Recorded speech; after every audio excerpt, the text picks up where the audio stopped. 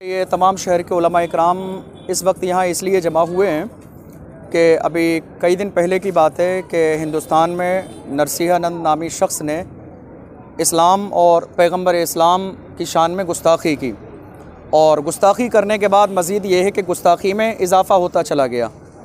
और अफसोस की बात इस वक्त में ये है कि पूरे हिंदुस्तान के बड़े बड़े चैनल पर बैठकर बयान देने वाले लोगों ने एक जुमला अभी तक उस शख्स के ख़िलाफ़ नहीं बोला। हम ये नहीं कहते कि हमारी तरफदारी की जाए, हमारी हिमायत की जाए, लेकिन कम से कम जो गलत हैं उसको गलत तो कहा जाए। किसी न्यूज़ चैनल ने उसको बयान नहीं किया, कोई न्यूज़ ने सुर्खी नहीं लगाई, गवर्नमेंट ने उस पर ज़र्रे के बराबर कोई एक्शन नहीं लिया। हमारे मुख्यमंत्री जी को इतना वक्त भी नहीं है, न जाने कौन से कामों में इस वक्त बिज़ी हैं कि उन्हें इस सारे मामलात को देखने का मौका भी नहीं है। अब बिल्कुल अगर हिंदुस्तान को इस अंदाज़ में चलाने की कोशिश की जाएगी तो हिंदुस्तान कैसे चलेगा बताइए आप। ये हालात इस कदर ख़राब होते चले जा रहे हैं। किस अंदाज़ में कोई आपके माँ को, बाप को, आपके ख़ानदान को गाली दे, आप बर्दाश्त कर सकते हैं? ज़ाहिर है नहीं कर सकते। जब नहीं कर सकते हैं तो मुसलमान अपने नबी की शान में किस अंदाज़ में इस चीज़ को बर्दाश्त कर सकते हैं? किसी ने कहा था कि जब तुम तौहीन अदालत बर्दाश्त नहीं कर सकते तो हम तौहीन रिसालत कैसे बर्दाश्त कर सकते हैं? जब तौहीन अदालत बर्दाश्त नहीं की जा सकती तो तौहीन रिसालत कैसे बर्दाश्त की जा सकती है? आज हालात ये हैं, देखिए किस तरह से आवाज़ को दबाने की कोशिश की जा रही है, किस तरह से मामलात को दबाने की कोशिश की जा रही है। कई दिन का ज़माना गुजर गया, पूरे हिंदुस्तान में उस शख्स के ख़िलाफ़ एहतजाज हो रहा है, ना उसकी गिरफ्तारी अमल में आ रही है, ना कोई शख्स उसकी बात करने के लिए राज़ी है, ना न्यूज़ चैनल उस पर सुर्खी लगाने के लिए तैयार है, ना गवर्नमेंट उसके लिए कोई कानून बनाने के लिए तैयार है। ये तो बिल्कुल गुंडा राज चल रहा है हिंदुस्तान में। अगर इस तरह का गुंडा राज चलेगा तो बाज़ाब्ता फिर गवर्नमेंट की ज़रूरत ही क्या है? गवर्नमेंट को भंग कर देना चाहिए। कोई ज़रूरत नहीं है ऐसी गवर्नमेंट की कि उसकी मौजूदगी में भी बाज़ाब्ता दूसरे के धर्म पर जो है उंगली उठाई जाती रहे, निशाना बनाया जाता रहे, दूसरे के मज़हब को बुरा कहा जाता रहे। जब ये सारे मामलात करने हैं तो गवर्नमेंट की, कानून की, सिस्टम की ज़रूरत ही नहीं है। बिल्कुल हिंदुस्तान को आज़ाद कर देना चाहिए इस तरह के कानून से। और अगर हिंदुस्तान में कानून अभी ज़र्रे के बराबर बाकी है तो मैं गुजारिश करूंगा हुकूमत हिंद से कि नरसिंहानंद को तेज़ी के साथ चंद दिन के अंदर गिरफ्तारी उसकी अमल में लाई जाए, गिरफ्तार किए जाए और उस शख्स को कड़ी से कड़ी सज़ा दी जाए। क्योंकि ये मामला सिर्फ रुकने वाला भी नहीं है, थमने वाला भी नहीं है। पूरे हिंदुस्तान नहीं बल्कि पूरी दुनिया के मुसलमान इस मसले पर बेदार हो चुके हैं और ज़र्रे के बराबर इसमें कोई समझौता नहीं होगा। ये तो कोरोना के ज़माना है कि जिसकी बुनियाद पर अभी चंद लोगों ने, उलमाए इकराम ने मिलकर यहाँ बयान दिया है। और अगर ये कोरोना का ज़माना नहीं होता या प्रशासन की गाइडलाइन का मसला नहीं होता तो आप ये समझ लीजिए कि लाखों की तादाद में इस वक्त लोग रोडों पर होते, लाखों की तादाद में। लेकिन चूंकि ये सिर्फ कोरोना का ज़माना है, उसका लिहाज करते हुए हमने बहुत सारी चीज़ों को लोगों को भी समझाया है। बहुत ज़्यादा शोर शराबा भी नहीं हुआ, लेकिन लोगों के जज्बात इतनी आसानी के साथ थमेंगे नहीं।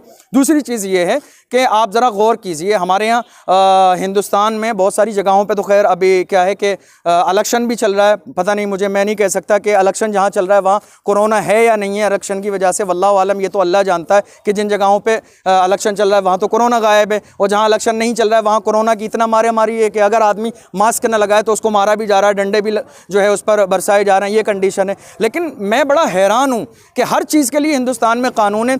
एक जुमला बोलने के लिए, मास्क ना लगाने के लिए, सोशल डिस्टेंसिंग ना करने के लिए, सैनिटाइज़र ना करने के लिए, भीड़ जमा करने के लिए, शादी में, बारात में जो है या धार्मिक जगहों पर भीड़ जमा करने के लिए, हर चीज़ के लिए हिंदुस्तान में इस वक्त में कानून बना हुआ है। हमारे मुख्यमंत्री जी ने बनाया, मुख्तलिफ ज़िले के कलेक्टरों ने बनाया, ये सारी चीज़ें चल रही हैं, बहुत अच्छी बात है। लेकिन क्या हमारी गवर्नमेंट के पास कोई ऐसा कानून नहीं है कि मास्क से मुंह खुलें तो डंडे मारे जा रहे हैं और ये बिल्कुल बेलगाम घोड़ों की तरह इधर उधर मुंह चला रहे हैं, बिल्कुल बकवास कर रहे हैं। आपने भी मास्क नहीं लगाया? मैंने मास्क नहीं लगाया है बोलने के लिए। आप मुख्यमंत्री जी नरेंद्र मोदी जी की स्पीच देख लीजिए, अमित शाह की स्पीच देख लीजिए, योगी जी की, किसी के ऊपर मास्क नहीं है, चूंकि बोलने में दुश्वारी होती है। ये कोई एतराज़ वाला मुद्दा नहीं है। आपने एक बात कही कि सरकारें हिंदू मुसलमान करवाती है, ये बात जी, तो कैसे? आप खुद बताइए मुझे। मिसाल के तौर पर हमारे मुख्यमंत्री जी हैं, ठीक है, मुख्यमंत्री जी की क्या जिम्मेदारी है इस वक्त में, चाहे वो हिंदू हो या मुसलमान हो। अगर कोई भी शख्स, मिसाल के तौर पर कोई मुसलमान हिंदू को गाली दे तो मुख्यमंत्री जी की जिम्मेदारी क्या है कि उसका गिरेबान पकड़े कि ऐसा कैसे हुआ। और यही जिम्मेदारी अगर कोई हिंदू ऐसा करता है मुसलमान के लिए, तब भी मुख्यमंत्री जी की जिम्मेदारी है कि उसका गिरेबान पकड़े, अपने नुमाइंदे भेजे कि भाई तुमने किसी के बारे में कैसे कहा। एक होता है किसी मजहब के किसी एक चीज़ के बारे में, लेकिन डायरेक्ट अल्लाह की ज़ात के टारगेट करना, इस्लाम को टारगेट करना। हिंदू मुसलमान कराती है तो क्या इसमें हमको सोचने की जरूरत है क्या कि अगर ये हिंदू मुसलमान करा रहे हैं तो हम क्यों लड़े? ये चीज़ देखिए, पहली चीज़ ये है, अगर हिंदुस्तान में कोई गवर्नमेंट ना हो, हिंदुस्तान बिल्कुल आज़ाद मुल्क हो जाए, बिल्कुल आज़ाद मुल्क, कोई कानून नहीं है, तो जाहिर है आप अपना फैसला अपने एतबार से ले लोगे, मैं अपना फैसला अपने एतबार से ले लूँगा। आज अगर इस वक्त में हम यहाँ 10-15 लोगों को लेके खड़े हुए हैं, हमने कोई भीड़ जमा नहीं की, आप मुझे बताइए वजह क्या है इसकी? वजह यही तो है कि कहीं ना कहीं हम हुकूमत की गाइडलाइन की पालना कर रहे हैं, यही वजह है। हम हुकूमत की बात कर रहे हैं, यही वजह है। अब अगर हुकूमत इस वक्त में अगर हमारे साथ खड़ी होती, ऐसा है या नहीं, आप बताइए, क्या नरेंद्र मोदी जी के पास ये वीडियो पहुंचा होगा या नहीं पहुंचा होगा? आपसे सवाल है, आप बताइए, पहुंचा होगा या नहीं पहुंचा होगा? इतने दिन में उन्होंने इस मसले की गहराई को समझा होगा या नहीं समझा होगा? पूरे हिंदुस्तान में एहतजाज चल रहा है, लोग सड़कों पे हैं, रोड लगाए जा रहे हैं, पुतले जलाए जा रहे हैं, ये सारी सिचुएशन हमारे जो जिम्मेदार हैं, गवर्नमेंट के नुमाइंदे हैं, उनको पता है या नहीं है? पता होने के बावजूद कौन सा स्टेटमेंट आया उनका, मुझे बताइए।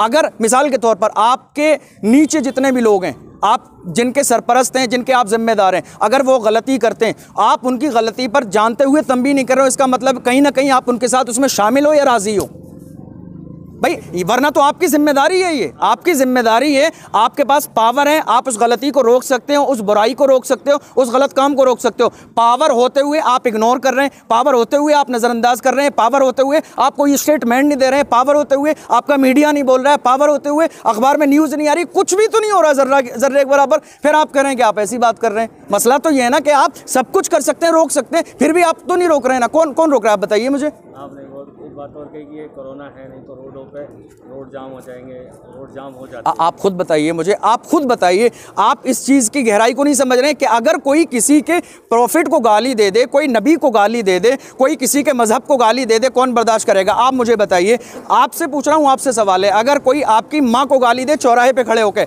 आप कितने ही कमज़ोर इंसान हो, कम से कम अपनी ताकत के बावजूद, यानी जितनी आपकी ताकत कैपेसिटी है उसके बावजूद तो उसका दिफा करोगे, मारोगे, लड़ाई करोगे, झगड़ा करो, कुछ तो करोगे। आप मुझे बताइए, जब आप अकेले तन्हा आम इंसान अपनी माँ का दिफा करने के लिए, अपनी हैसियत से जान देने के लिए तैयार हो, तो जिस नबी का कलमे पढ़ने वाली पूरी कायनात मौजूद है, उस नबी को गाली दी जाए तो कैसे लोग बर्दाश्त करेंगे?